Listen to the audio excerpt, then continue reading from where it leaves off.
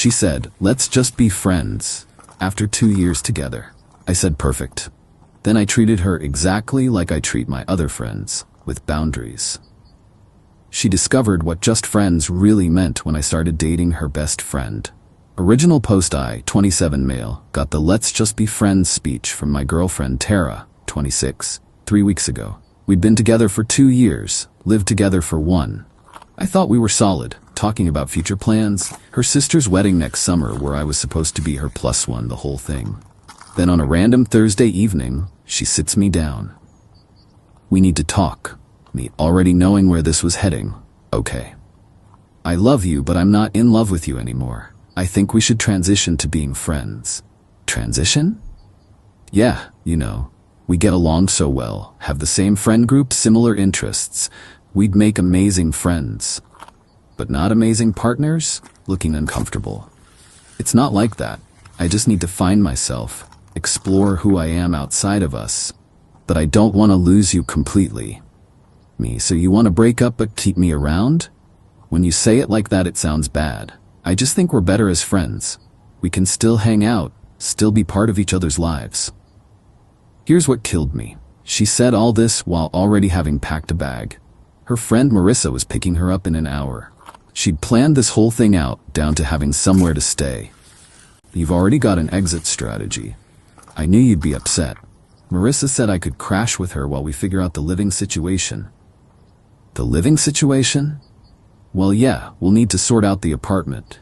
But there's no rush. We're adults, we're friends, we can make this work. I sat there for a minute, processing. 2 years, living together, talking about kids someday. Now she wants to be buddies? Okay. Surprised? Okay. Yeah, let's be friends. You're right, we should be able to make this work as adults. She actually smiled, relieved. Like I'd just agreed to her perfect plan where she gets to dump me but keep all the benefits of having me in her life. Oh, thank God. I was so worried you'd hate me or make this difficult. See? This is why we're perfect as friends. She left that night.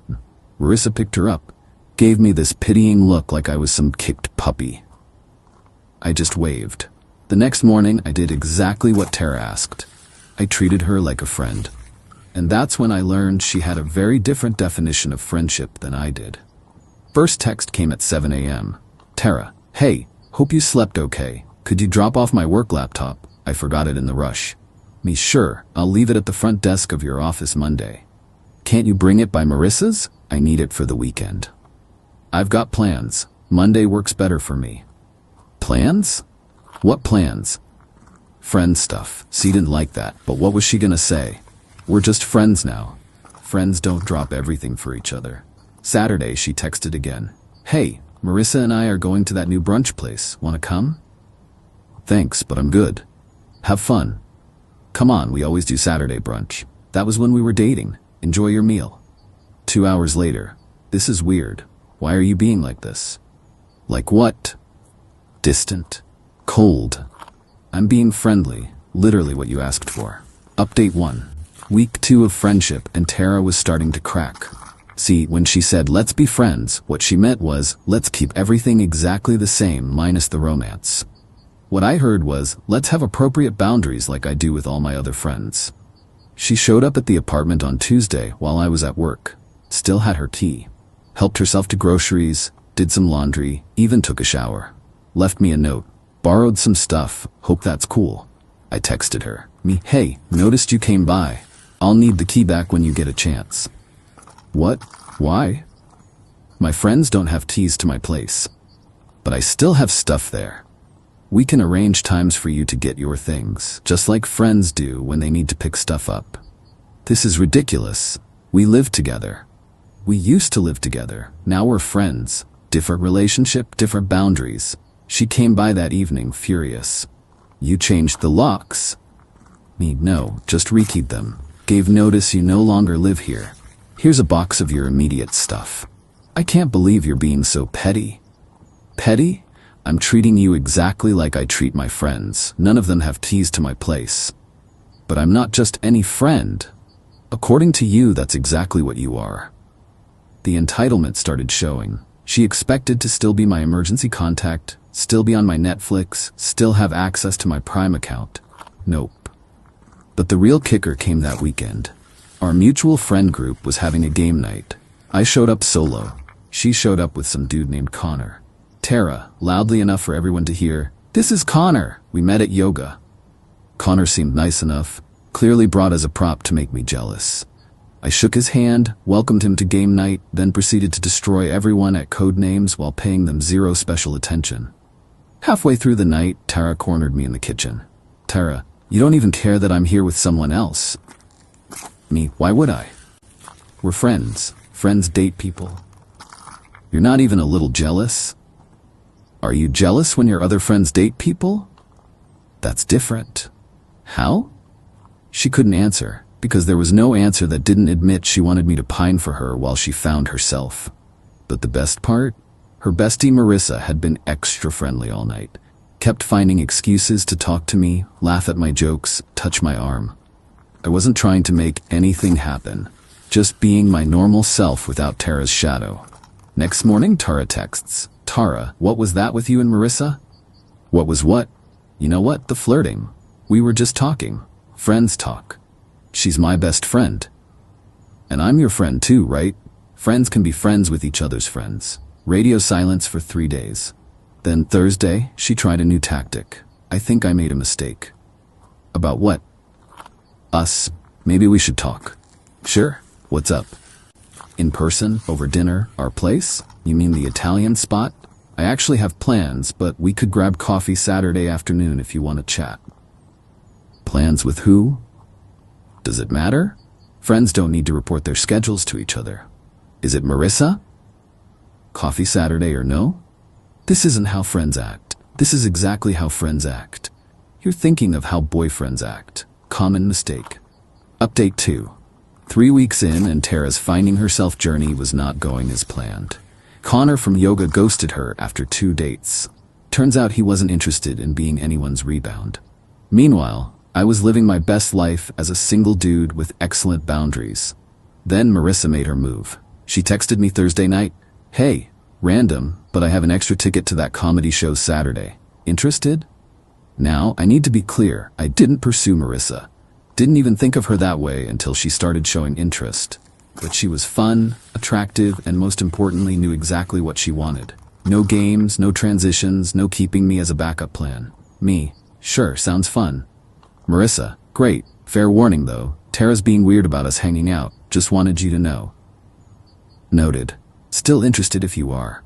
Definitely. Pick me up at 7. Saturday came. I got dressed up, feeling good. Hadn't been on a real date in 2 years. As I'm heading out, my phone explodes. Are you serious right now?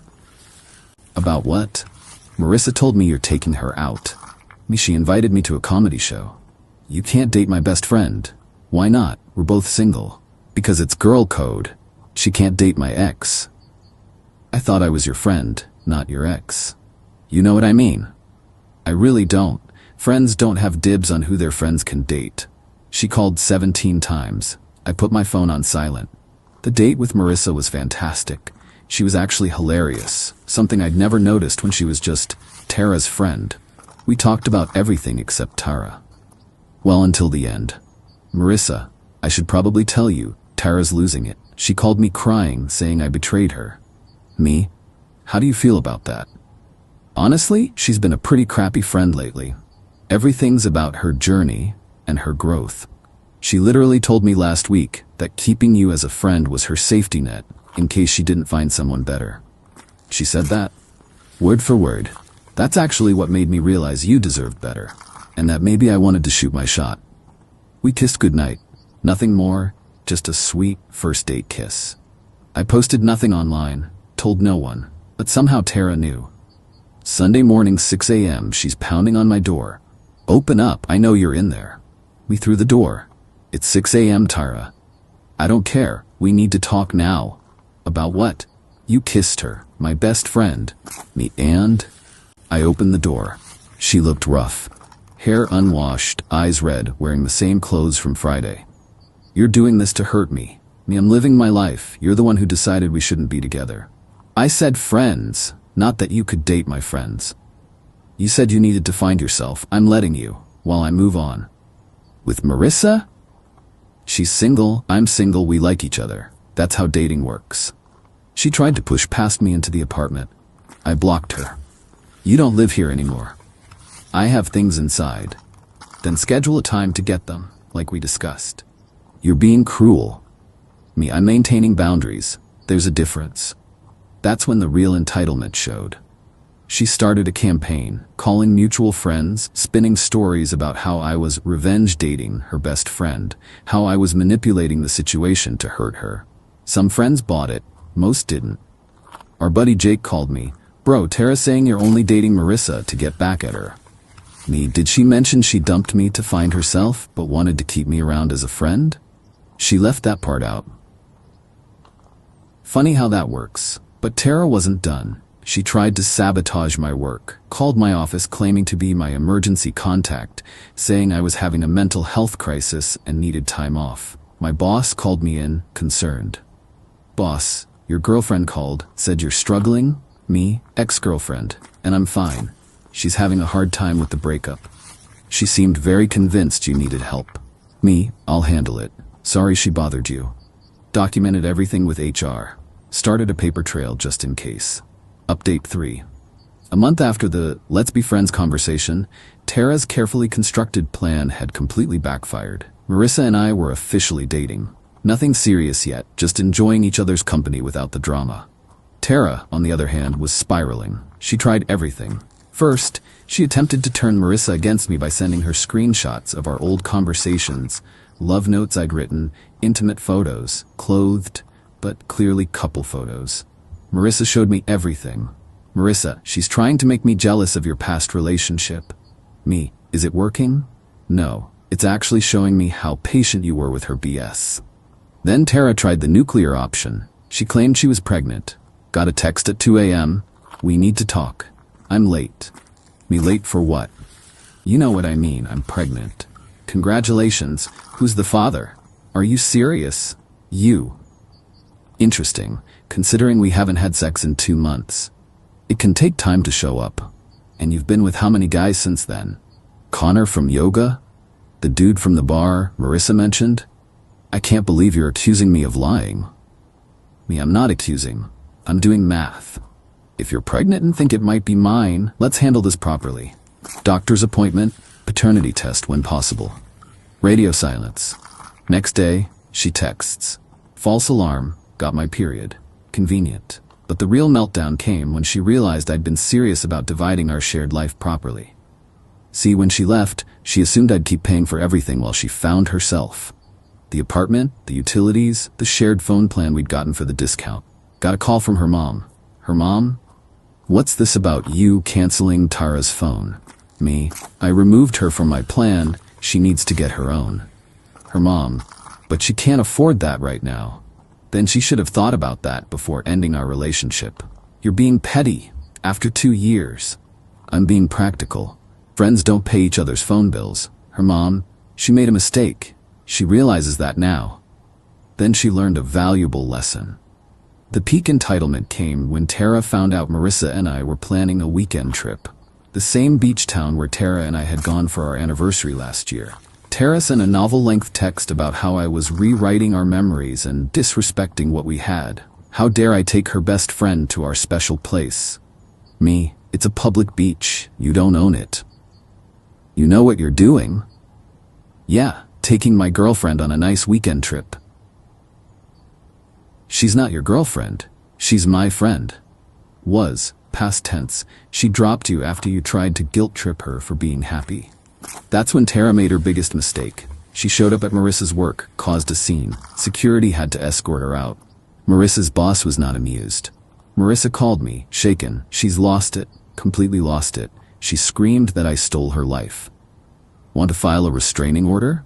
I might have to. This is insane. Final update. The restraining order was the wake-up call Tara needed. Well, that and getting fired from her job for missing too many days while having her various meltdowns. Turns out, finding yourself is hard when you're also stalking your ex and his new girlfriend. Last I heard from mutual friends, she moved back in with her parents. She's in therapy, Court mandated after the work incident. She's blocked on everything by both Marissa and me. Connor from yoga is dating someone else and posts about it constantly. She works part-time at a bookstore now, Kalu. The entitlement never fully broke though. She sent one last email before I blocked that too. I hope you're happy. You got everything you wanted. You turned my best friend against me, made me look crazy, ruined my life, all because you couldn't handle being just friends. I tried to let you down easy, to keep you in my life because I cared about you. But you had to be vindictive. You had to win. Well, congratulations, you won. You and Marissa deserve each other. I didn't respond. What was the point? In her mind, she's still the victim of some elaborate revenge plot instead of someone facing the consequences of her own choices. The truth? I never planned any of this. When she said, "Let's be friends," I took her at her word. I treated her exactly like I treat my friends, with boundaries, respect, and appropriate distance. The fact that she couldn't handle that says everything about what she really wanted. She wanted me to pine, to beg, to wait around while she played the field. She wanted the emotional security of knowing I was there while she looked for something better. When I didn't play that role, when I actually just treated her like a friend and moved on with my life, her whole plan collapsed. Marissa and I are still together. It's been good, drama-free, honest, adult. We joke sometimes about the insane way we got together, but mostly we just enjoy each other. Turns out dating someone who knows what they want is refreshing. My advice, when someone says they want to be just friends after a serious relationship, believe them. Then actually treat them like a friend. Nothing more, nothing less. Set boundaries, move on, live your life. Because here's the thing, real friends want you to be happy. They don't expect you to sit in limbo while they figure things out. They don't feel entitled to boyfriend privileges with a friend label. Tara wanted all the benefits of a relationship without any of the commitment. She wanted me to be her backup plan, her safety net, her emotional support while she explored other options. When I refused to play that role, when I took her at her word and treated her like just another friend, reality hit hard. The best part? I didn't do anything vindictive. Didn't seek out Marissa to hurt Tara. Didn't blast her on social media. Didn't try to turn people against her. I just lived my life, set healthy boundaries, pursued someone who actually wanted to be with me. Tara's downfall was entirely self-inflicted. She ended our relationship. She tried to keep me as a backup. She freaked out when I moved on. She harassed her best friend. She made scenes at work. She tried to manipulate everyone around her. All I did was exactly what she asked. I treated her like a friend. Turns out, that was the cruelest thing I could have done. Not because I meant it to be cruel, but because it forced her to face the reality of her choice. When you dump someone but expect them to act like they're still devoted to you, actual friendship feels like punishment. But it's not. It's just friendship. The thing she said she wanted. Funny how that works.